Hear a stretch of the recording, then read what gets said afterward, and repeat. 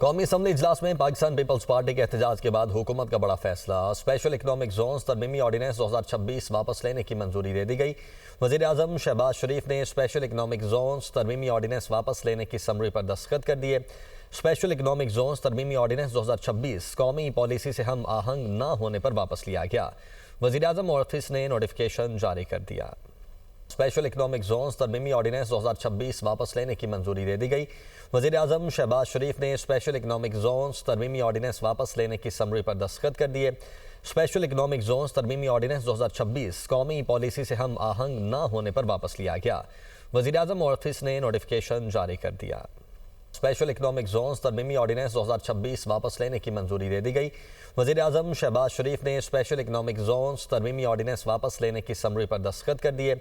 Special economic zone तरमीमी ordinance 2026 कौमी policy से हम आहंग न होने पर वापस लिया गया। वज़ीर आज़म ऑफिस ने नोटिफिकेशन जारी कर दिया।